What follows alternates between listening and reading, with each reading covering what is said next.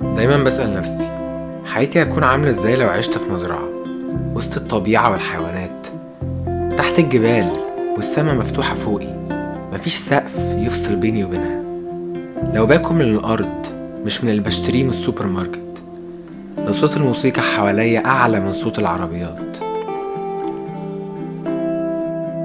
في فبراير اللي فات اتباركت بفرصة إني أتطوع لمدة 10 أيام في مزرعة في نويبع جنوب سيناء، إني أجرب أعيش الحياة زي ما عاشوها جدودنا، على طبيعتها، أصحى مع الشمس، شغل يكون الأرض. مع إن نوع الحياة ده مش لكل الناس، بالذات في جيلنا، بس مش بس المولودين في الصعيد أو الفلاحين هم اللي بيختاروا يعيشوا نوع الحياة دي. في ناس سابت القاهرة والمدن الكبيرة وهاجرت عشان تعيش في مدن هادية، يكونوا في الطبيعة ويشتغلوا في الأرض. أمجد رؤوف، خريج تجارة القاهرة.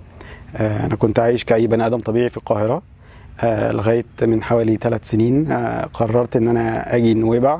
أمجد كان مدير مبيعات في شركة كبيرة، وفلورا مراته لسه بتشتغل في تمويل الشركات في بنك كبير، لكنهم قرروا إنهم يسيبوا القاهرة ويعيشوا في مزرعة في نويبع من 3 سنين. يومنا في المزرعة كان بسيط جدا، لكنه مليان بتفاصيل عميقة ومليانة تأمل.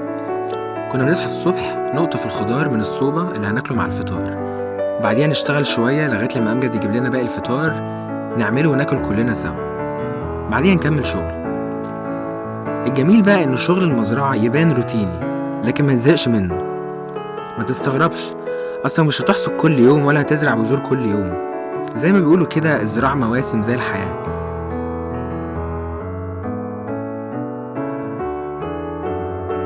في يوم بنمهد ونشيل أي حاجة من النباتات اللي حصدناها قبل كده، ويوم نزرع نباتات جديدة، وبعد كده يوم نخرج نروح البحر ونقابل صحاب أمجد وفلورا اللي بالمناسبة اتشرفنا بيهم جدا واستمتعنا بوقتنا معاهم، ويوم تاني نحصد كركديه مثلا ونعمله مربى.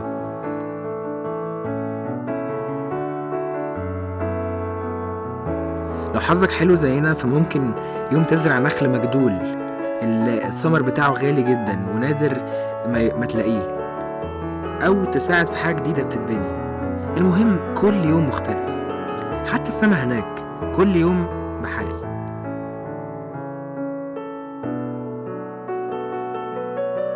مقدرش برضو ما اتكلمش على قرصان وزعتر وستيلا ويسكي، حراس المزرعة وأحلى كلاب في نويبع.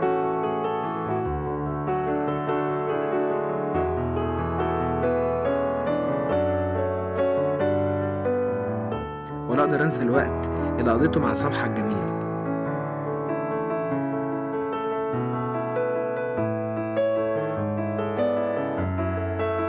بالرغم من إن أسلوب الحياة ده مش لكل الناس، إلا إننا منقدرش ننكر إن البساطة والطبيعة والهدوء اللي مالين أسلوب الحياة ده من الصعب يكونوا في مدن زي القاهرة. بصراحة الطبيعة في نويبع فاقت تصوراتي. يعني إيه أصحى تحت الجبال وأتمشى للبحر وفي نفس الوقت أشتغل في مزرعة وأشوف شجر وأحصد الثمار، وغير ده كله هدوء الناس وجمالهم وبشاشتهم. الوقت اللي قضيته مع أمجد وفلورا كان مميز جدا، واتباركت بروحهم الحلوة وشخصياتهم الراقية اللي كان باين تأثيرها في كل متر في المزرعة. تجربة التطوع في مزرعة من أجمل التجارب اللي خدتها في حياتي، وبالرغم إن هي الأول مرة لكنها إن شاء الله مش هتكون الأخيرة.